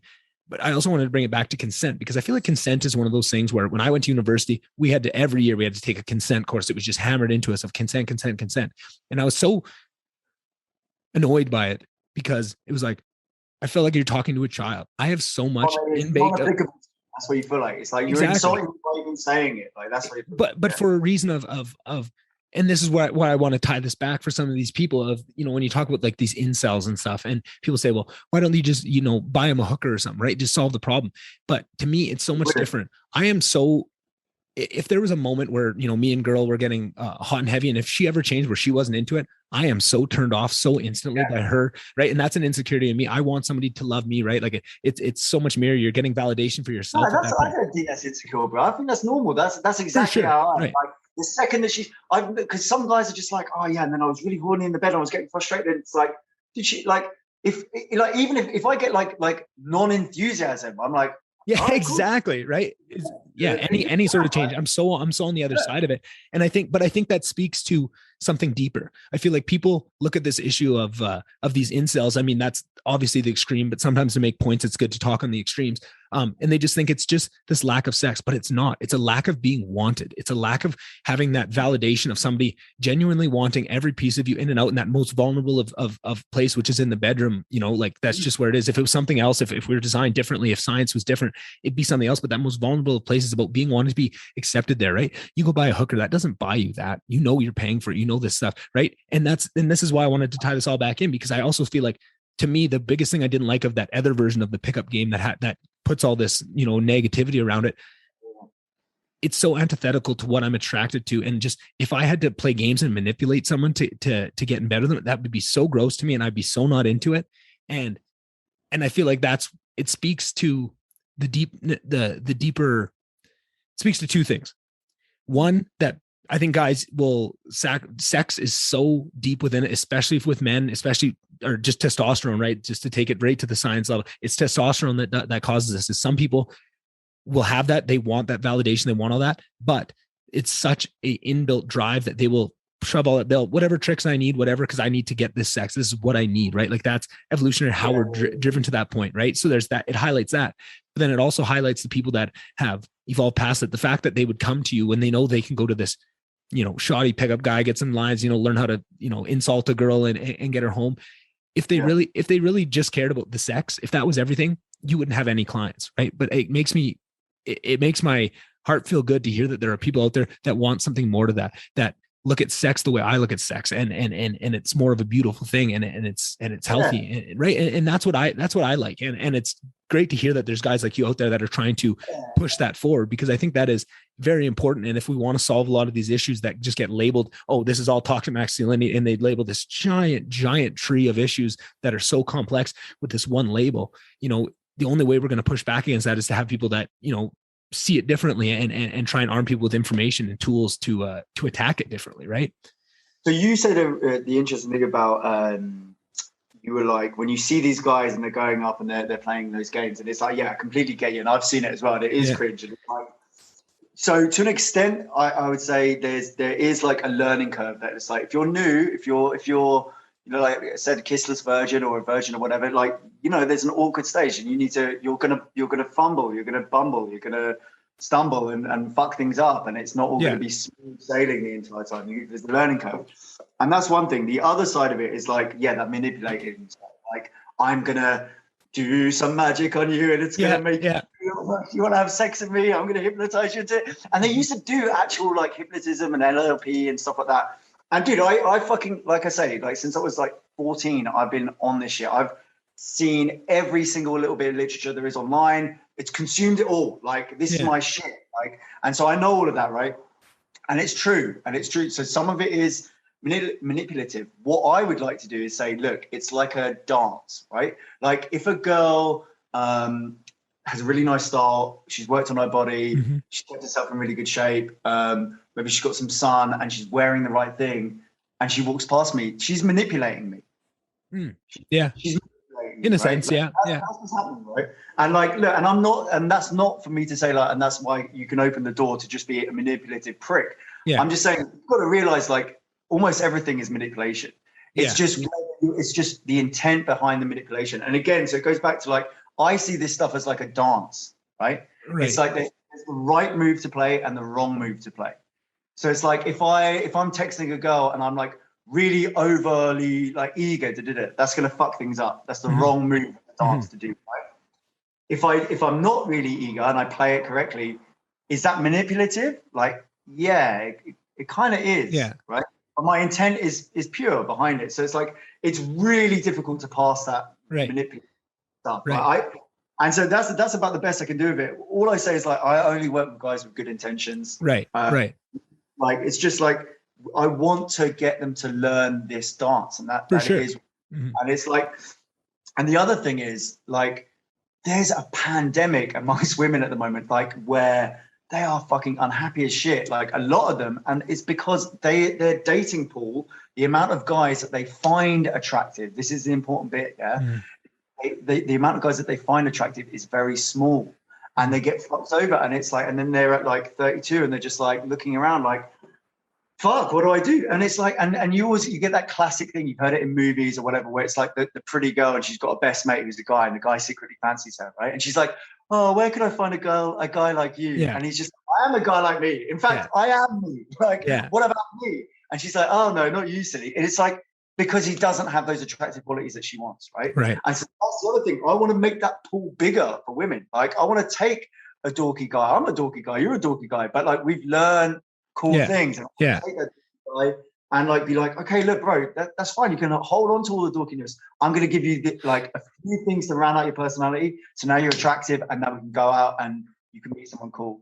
And I think that's better for women as well, because, you know, they're just like, it's like, you can bring to a woman like, oh, this guy, he looks great on paper. Like he went to Harvard, he went to like whatever, like Princeton. That's a great Canadian school, right? And it's like is that right? Is that wrong? That's American, but hey, what am I thinking? Princeton? Yeah, that's down in the States. That's, whatever. So all Canadian universities are pieces of shit anyway. Yeah, who cares? Anyway, but it's like, sorry, that's a whole separate discussion. I fucked up my Ivy League there. So but no, but it's like he looks great on paper. He's a doctor. He's making this much money. Blah blah blah. He's sporty, whatever. And it's like, and she goes and meets him, and he's just the vibes wrong. He's overly needy, whatever it is. Has no humor. He has a monotone voice, whatever. And it's just like, dude, you can fucking dress that guy up however you want. Like, I'm not attracted, but like, and that guy could change, but it's going to take some work. I could get that guy attractive, but it's going to take some work. Right. And it's interesting of what you were saying of, you know, when you're talking about being a little bit dorky, right? And I feel like for so long, I've been nerdy. I've been into some weird shit and some, you know, more traditionally attractive trade, you know, I was into the sports and the kind of that stuff too. But I was always very cognizant of which parts are attractive and outward facing and which parts aren't, which parts to keep kind of to myself and which parts to, you know, to wear on my sleeve. And I found that that's the most unattractive part, because now you're not being honest and people can sniff that out in an instant. The second I love that I'm a Zelda nerd and that I know Star Wars and that my dog's name is so, like, I'm so proud of all my nerdiness and everything that I am. And just to have confidence in that doesn't mean I wear my Star Wars shirt out to the bar, right? Like, there's time and a place. But if we're in a conversation with, you know, with maybe a group of girls and a group of guys and we're talking and Star Wars comes up, I'm not going to, knowing that maybe not a traditional attractive thing, I'm going to jump into that and talk about that with all the passion that I have in me and in my way. And to me, that's cool. And if there's girls that aren't attracted to that, I'm not attracted to you. If you're that superficial, that somebody's passion, because there's nothing I love more than passion. It doesn't matter what you're passionate about. Which is why I love this podcast. I'm so passionate about podcasting, and I get to have people on that are passionate about whatever it is. I could have somebody that's passionate about knitting. They're truly passionate about it. I'm going to lock in because I can see that passion. I can recognize it. It's something that you can't fake. And so much of this is just society telling you this thing's dorky, this thing's not dorky, this thing's, you know, anything that people love has something to it, right? Like, what's a good example? What gets torn apart all the pro wrestling, like WWE wrestling, right? Like people always, that's stupid. It's got nothing to do. If it was as stupid and pointless as you said, it would not have millions and millions of people watching it, right? It's not for me. It's not my favorite thing, but I can get that, right? And all it is just society and all these cultural things that are dictating whether it falls on the cool side or the non-cool side. But what you do, just break free of that and believe in whatever you and be passionate about it. That's a perfect example of manipulation as well, by the way, because they are those guys, those pro wrestlers and Vince McMahon and all them, they know psychology inside out. Oh, like they are. They're expert psychologists, man. Like how they know how to work the crowd, all of that. Like they're manipulating, and fucking the paying public are loving it. Yeah, eat it up. Like manipulate. That's right. And I wanted to actually go back to that manipulation point because there was something that I wanted to add to it just to maybe keep my the point I was trying to make it more clearly, maybe. And the delineation I wanted to make is kind of obviously people are manipulating. You're right. Everything is manipulation. But where I look at it as is the suffering aspect, right? And I look at that, this is a larger point to it of just, kind of the Sam Harris, Jordan Peterson debate of religion and non-religion. And they kind of brought it back to just min-maxing suffering in the world, right? And I feel like certain things, when you compare somebody using nagging, right? And for people that don't know, nagging is a pickup term for you say something mean about a girl. And I don't know, I've never really looked into this stuff, but somehow it works and it kind of gets their attention because they're not used to it, whatever it is. But that creates suffering. That hurts that person's feeling. I have no time for that because now you just created suffering. Whereas a girl going and putting on makeup and getting a tan and wearing this nice sundress that she thinks really accentuates it, that's manipulation. But I feel like there's not any suffering there. There's no pain inflicted, right? That's the two different things. Everything is manipulation, but there's almost nobody gets hurt manipulation and somebody gets hurt manipulation. That's a terrible chunky way to put it out there, but that's kind of what I was doing, right? No, that's a good way of separating it. I think that's right, and like that's what I mean. So I would look at like negging as like a sort of an old-fashioned term, and and completely understand that's where the public consciousness is on that, like so peacocking, negging, that sort of thing. And so that's sort of things that we would have in our industry would have like learned and understood but kind of moved on from that. So the evolution, I guess if you want to put it like that, is like just tease in a nice little, right. And that's right. So it's like you're not going up and just being like, you think that looks good on you. Like it's not like that. It's just like it's like saying something with like a little half cheeky smile, she knows you're joking, and now she's going to fire something. Girls are way verbally better than guys, way better. Yeah. The average girl is because she's getting hit up, so she's verbally sparring with guys all the time because that's kind of the essence of like. I think if you drill right down to it, what's the essence of like being attractive, flirtatious? It's being teasy. Yeah, it's having banter back and forth with this girl, building like little whatever scenarios or whatever. But like, and she fires something back at you, and then you take it on the chin. You're laughing about yourself. You're like she's just like she's saying about me. She's like, what the fuck are you coming up to me, old man, with your like fucking football hair? Like, that's a 19-year-old, like not 33-year-old. I'll be like, yeah, I know it's terrible. Like I shouldn't be doing it. Like you want to see my balls, like they're going grey, like they're dropping fast. Yeah. And then who else? And it's like that's what it is, man. That's fascinating. Yeah, because I've never really thought about that as the less suffering option of that same technique, right? I have a couple questions on it, but I can hear my dog barking and I don't want her to shit in the house. So I'm just gonna go open the door. I'll be back in like 7 seconds. You can time me. It might even be less than 7. Go for it. Is he gonna edit this bit out or no? Look how hot I am. Look at that big fucking nose. Poke your eye out. Why you bark? Oh, this dog, I swear to God. Something wrong in her head. She goes and barks at the door. Then I run out there, open it for her. She gets all excited and then follows me back in the room. She'll figure it out. She'll get outside. Sorry. She was Papa to blame. That's exactly. And I've been at work. She's been with me at work all day and I've been ignoring her, just answering emails. She's been sleeping. She wants some attention. Typical woman. It just doesn't change. It just doesn't change. You said that, not me. I'm just kidding. Kidding. So that's interesting because that's something that I've never seen. And I feel like that is natural. And I do that, right? Like I tease all the time. And I know it's that. Can I just give you like a really quick analogy again? Yeah. So it's like, let's say like if you went to a comedy club And I'll break this down. So you went to a comedy club and like he was bantering back and like Andrew Schultz. I don't know if you know him. My favorite comedian. Yeah. He's massive for crowd work, isn't he? Like really good bantering the crowd, blah, blah, blah. All right, okay, but the difference is they've made the choice. I'm going to go see Andrew Schultz, right? So they've done that, right? Right. The girl hasn't done that if you've gone up to her, right? So the difference there is if you're getting a bad vibe from her, or she's just like giving you signals of like, fuck off, I want to do my thing with my person, like, then you leave. You just leave. Like, no problem, no nasty remarks to her, no nothing. It's just okay, cool. You leave. Like, so that's how you tie the knot or whatever the fuck. No. Like, and that makes a lot of sense. You're offering something. If it's not for them, no problem. And I guess that would be where that move comes in, is you need to build up your social capital or whatever you want to call it, your bar capital with this girl. Do you have enough built up to risk some of that with the tease, right? And I feel like that's where pretty fucking quick though, man. I mean, you could for sure you can. Yeah. But I feel like that's what I see. Like, who the fuck are you like that? And it's like you're smiling. She knows it's a joke. Right. And this is the thing.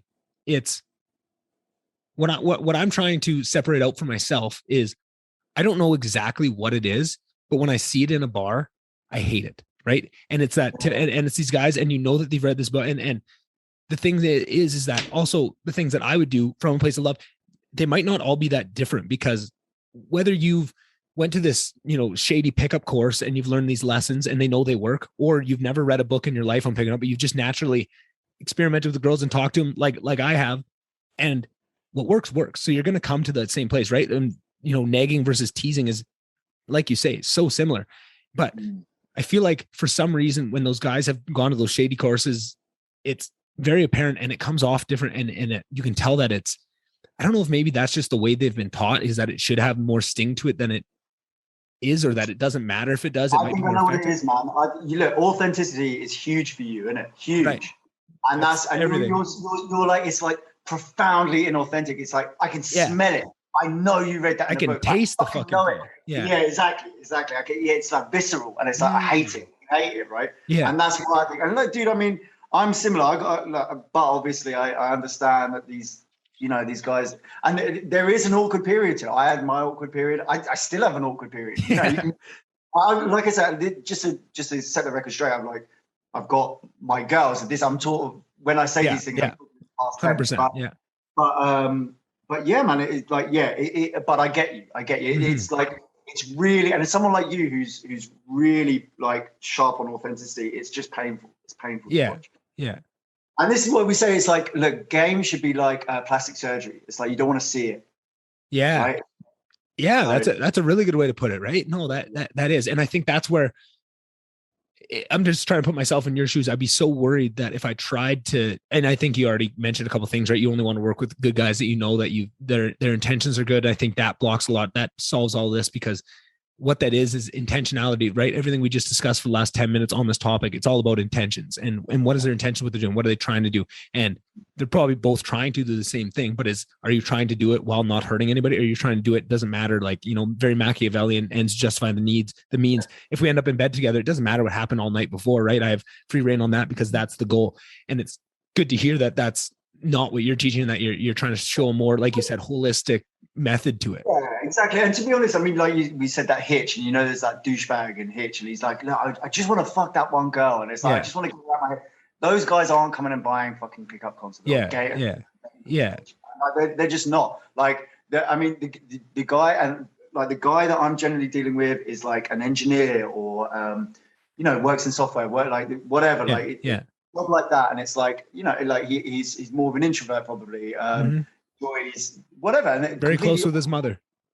Yeah, no, but really honorable guy. Like, and look, for sure. Guys, like we have like a pre-consultation. I'm like, dude, please don't let your ego get involved here, because like there's a million things that you'll kick my ass at. It's so much like cleverer than me probably, or whatever it is. Yeah. I just happen to know this one thing, and I'm going to teach it. So it's like, and so it kind of, you don't run into it so much. It's not like this big burly arsehole comes in and he's like, I just want to fuck like a infinite. It rarely happens. Like, what you say, like, what do they want? It's like they don't want to die alone. Yeah. And that's a big drive. Yeah. That's a big drive. And I want to help people out like that. Like, if you feel like that's a possibility for you, like, reach out, man. I'll like, we can work something out, right? Right. So it doesn't have to be to someone. Mm-hmm. So it sounds like your expertise more so lands on the side of like the actual picking up, right? And I feel like that's just it has so many connotations, but I don't mean it in a mean way. It's just like of initiating, maybe that sounds a little wonky too, but just that side of it. But what I'm curious about is there's also the other side of it. Once you do have a relationship, and that, do you do anything with expertise in like relationship stuff? Because I know that's in the title on the YouTube page of just like, once you are with that person, of how to work with them, how to talk, how to communicate. Is that side come in at all, or is that kind of a different normally course? it's like, I've had clients where like we go up to the dude having a girlfriend, and then maybe a couple of weeks, and then me and that dude go our separate ways generally, because and it's like it's not the main thrust. The main thrust is like, I'm a single guy, I want to get a skill set here so that I can go out and meet women, right? And it's like, I've worked with some guys who've got a girlfriend, and it's like they more so need to just get like certain understandings in their head. It's like, obviously you're creating a harmony here with your wife, but she can't walk all over you. That's a lot of the problem some of the time. Or like, again, it's not like, I'm not really going to get like the domineering alpha arsehole is going to like come to me, and I'm like, I have to tone him down. I don't see so much of that. It's more, I have to be like, look, man, you've got value as well. Like, like don't allow her to step on you. Like, hypergamy is real, but don't get overly concerned about it. But this is how you've got to be on the grind. Like, this is how you should approach certain things. If she gives you an ultimatum, like, this is kind of how the optimum way to respond to it. Stuff like that. So right. Yeah, that all makes a lot of sense to me, and it's interesting to have this conversation, because I didn't know exactly what you did or I'd watched a couple of videos, but I didn't have the full understanding of kind of what it all was. Can I put you on the spot, right? So you got a miss. What's that? Sorry. If you got a wife, or is it your girlfriend? Or? I've got a girlfriend. Yeah. Girlfriend, right? Yeah. So what would you say to your girlfriend? And I'm just interested. There obviously is no right or wrong answer, but just interested. What would you, if she was just like, she's like, Nick, man, I love you, but like, I just kind of feel like I want some time to myself, like maybe just a week or 2 weeks. How would you respond to that, do you think? I think that would be very dependent on the situation. I think there would be different times in a relationship when that is, but I think also, just to be transparent of, I am very much a guy that likes my alone time. And when she moved in during the pandemic and we were just locked together for all the time, it was a time where it was like getting up to like months and months, and I'd never been alone. And I had to say of like, I need you to go on a weekend to Edmonton, and I need to be alone. Right. Or we went out to BC, and it was like, I need to just do this drive by myself. You drive with your parents. I need to be alone right now. And I feel like we have such a open relationship and honest that we can talk about certain. Yeah. Sorry. I made poor word choice on that one, but like, just to be able to talk about that stuff, and which is amazing to say, because I was awful at talking, right? Which is there's probably people laughing listening to this right now because of what I've chosen to do. But in terms of myself and talking about my emotions and talking about what I'm feeling, I was really bad at that, and I wouldn't let people in. And I've gotten so much better through this specific relationship of being that open, and just to find I always build it up in my head of like, there's something I really want to talk about of this subject, but I know it's probably, and I build it up of all the worst ways it can go, and I prepare for that. And then I say it, and she's so much more understanding, so much more chill about it, really comes at it with a place of compassion. And it's like, every time it reminds, oh yeah, that's why I'm with you. Right. I build all this stuff up in my head, but when you actually talk about it like an adult and bring it up in the right way, you can have conversations around these things. And it's amazing how far you can go. And you just kind of have this idea of what a relationship looks like from TV and all this stuff. And you think you can't ask for more. You can't have this and this. You can't have your cake and eat it too, type of thing. But you really can. If you have good enough communication skills and open enough, and you can be, I think it starts with being honest with yourself, because you can't have that conversation if you don't know what you are and where your triggers are and that stuff. But if you can, I think you can get to that point. So, you know what, if I needed space, I feel like I could tell her that I need space, right? Like, and I have before, and it's gone on, went pretty well, really. That's awesome. I mean, obviously you're coming from like the powerful position there, because it's you're being the non-needy one. You're being like, no, I love you. Yeah. and that's, but I've been on the other side of that too, of like, I'm also a very, like I talk about, I have so much love and so much care, but that comes across like I've had multiple relationships in the past that probably were not ended, but a huge piece of that was that I was that clingy. I was that guy. I was that person. And so much of it came from insecurity about myself and am I worth it and all that stuff. And I've done a lot of work on that and thought about it a lot of what went into those past relationships. And I feel like I'm so much better off for it. For it's scary and it sucks and it feels gross to think of all the things you said and how icky it was. And once you understand, you have a bit more life wisdom to look back on it with.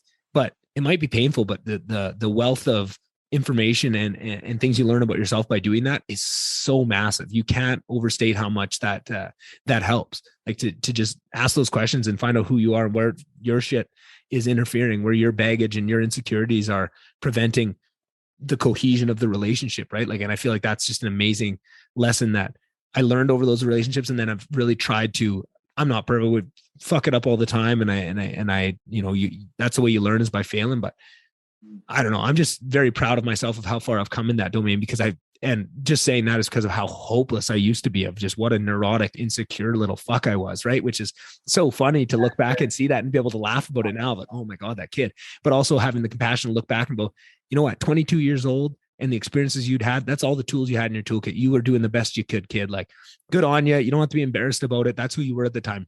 If I did some of those things now, I'd be really disappointed in myself because I know better, but that's man, I'm envious of you, man, to say, because you sound like you love yourself a lot, and I like that. Like if I come out of the house without something that I needed, I'll be like, "Fuck you! Why the fuck did you forget that? You Hey, I'm that person too, and that's funny because you're talking about this idea of the ego and believing you are all that and then not, right? When you're going up to that girl, you have to be in that mind frame of, I am and I do deserve this, but then when you're not, you have to take it out, and that's very much me with this podcast of.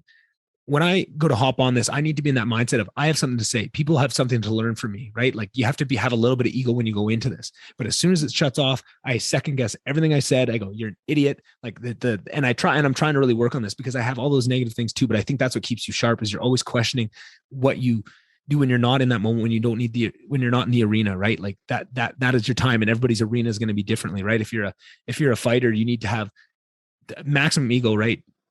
Mike Tyson talks about when he's walking to the ring of how much fear he has and all this thing in the back, and he's just scared and doesn't want to do this, is questioning every decision he's ever made. And as he walks out, that ego rises, and every step he takes towards that cage is more and more. And by the time he steps in that cage, he's invincible, right? And I feel like there's just so many lessons, and I got goosebumps just talking about that stuff. But I feel like it's so applicable to whatever your arena is you need to have that. But I think the flip side of that too is to be able to turn it off and not to think, because now you walk through, if Mike Tyson walked through life with the ego he had in the ring, he'd never train, right? He'd never work on himself. He'd never do this. He'd get fat and lazy and he'd lose, right?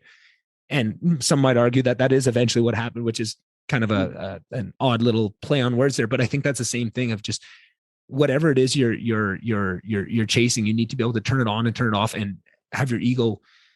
Not let your ego run you. You run your ego, and you let it out when it serves you. Yeah, do the theory, do your work during training, and then on fight night. And it's like, and use that analogy for whatever it is for you. Whether you're like an athlete, whether you're a pro gamer, like whatever the fuck it is for you, whatever the flow state, like the higher peaks of consciousness that you're going to get into with the certain activity you like, that's the way you should do it. It's kind of like a universal truth. Yeah. Nice and egoless during training. Then when it's fight night, boom, you're the man. Let's go. Yeah. Yeah. Man. No, well, listen, you didn't say like, I don't want to do your job like you, but I guess we've been going like an hour and a half. Yeah. Sorry. I completely. Awesome. I was locked in there. I got a little bit further in there. But that's awesome. I think that all that means is that we just got to do this again sometime soon and not let too many things come in between until we can. And I'm really racking up the UK guests. So I might just have to take a flight out there and do a bunch of in-person episodes because I probably could record 2 or 3 now. Yeah, right. Dude, so maybe you have a fucking bed here, man, for certain. Like, awesome. Good to hear. Maybe I can get a couple tips. Not that I need them. I'm just saying. So but before we hop off, just want to make sure. So you said you got obviously the YouTube page. It's Ghost. So GOST, getting our shit together, relationship and dating, or dating and relationship is the YouTube. Let me see. So YouTube. Fucking hell. Sorry, I should have. No worries. I can keep vamping while you find it. And then there's also it's generally just Ghost, dating and lifestyle. So yeah, dating and lifestyle. That's the one I wanted. Ghost, dating and lifestyle. So it's and Ghost is getting our shit together. So I've got a Facebook group. If you put into Facebook Ghost, GOST, and then getting our shit together, you'll find the Facebook group. We've got like that's maybe the best place to go because I do daily video in there every day. That's what daily means.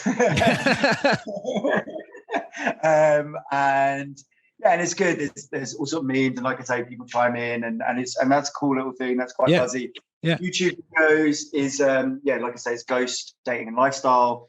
And there's an IG there as well, which is Ghost Dating and Lifestyle. Yeah, and we should have the links to all this. Should be in the description, unless I fucked up, which happens from time to time. So it might not be, but if I'm on my game, there should be the links to that in the description. But just wanted to say a huge thank you. I didn't know what we were in for, what kind of conversation this was going to be, but I was excited for it, and it just really blew my expectations out of the water, which usually happens with these episodes. It doesn't matter what I'm thinking going in; it usually ends up being even better. So thank you. You just negged me there. Because I was like, oh, wow, we had such a great time. And you're like, yeah, but it's always like that with every guest. I was like, fuck. Hey, well, I gotta get you back on sometime. I gotta throw a couple tricks at you, right? Gotta manipulate a little bit. I want to justify myself.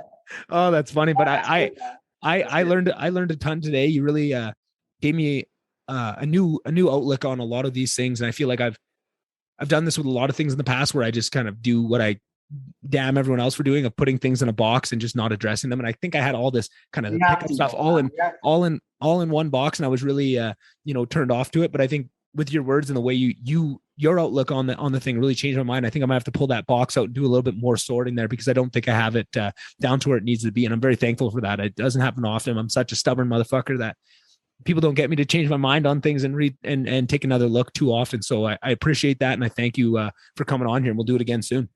Yeah, 100%, man. It's been my pleasure, really. And I can tell you're such an open guy, and the threads could go over. And literally, honestly, I could stay here, but I'm just thinking, your poor viewers, listeners, they're like, hey, I do 3-4 hour episodes I do 3 or 4 hour episodes all the time. They're used to it. They know me. I believe in the long form, but we'll maybe when it's not like 2 a.m. your time, we'll do a bit longer one, maybe on a weekend. How's that sound? That sounds perfect. Awesome. Sounds good. All right. Thanks again, my friend. Talk to you soon. All right. Episode 92 in the books. Hope you guys enjoyed that one. Kind of a different episode. I like the ideas of, I really like the episodes where I go in knowing the structure and the ideas and kind of the topics that we're going to talk about. That's really fun. I love being well researched, and I love really being well prepared to take an idea and really push it to its boundaries. But I also like an episode like this where I had no fucking clue, dating and lifestyle, right? Like, I don't know. I didn't really know what realm that would fall into. It's such a broad topic, but it's kind of interesting just to fall into this and just see where it went and talk to a cool person that's passionate about what he's doing and in a different realm than I'd ever had interest myself. But that's what, almost the funnest part of it is I probably would never even have looked into that. I had this whole realm of what I thought, dating advice and helping guys get girls is in my head. I had it just so locked away in this one box that I'd never really allowed space to see what it could be in its most perfect form and in its beauty, right? I kind of had it mislabeled. So I was glad to do this. I like breaking the boundaries on that. And there's probably, if I was looking at it that way, there's probably a lot of guys that have looked, and girls that have looked at it that way as well. And maybe it's a good thing just to find that middle ground of where things can be and to find them in their best light, which I'm always trying to encourage, everybody to look at things from a lens of love and compassion and start there and parse out from there. So yeah, I hope that, if that is something that's interested you, I hope you go check them out. I hope this helps Kieran define exactly what it is he's trying to do, and I hope that it helps bring people his way, because that's really at the end of the day what this podcast is for, is trying to elevate people's ideas and show them or at least put them on display for people to pick them apart themselves and see what they want to take from it and see if they believe it, or see if they think, maybe they thought me and Kieran are both full of bullshit the whole time and none of that we said was true. That's fine too. That's what this is for. But if nobody puts their ideas out there to be torn apart and to be looked at and scrutinized, nothing moves forward. So I'm happy to do that, and I'm having so much fun, and I can't wait for this solo episode later this week to tell you all the new things that are coming and all the next step that this podcast is going to take. So please do all those things, subscribe to all the things, leave the comments, leave the reviews. That all helps. I really appreciate it, and I will see you guys on the next one. All right, bye.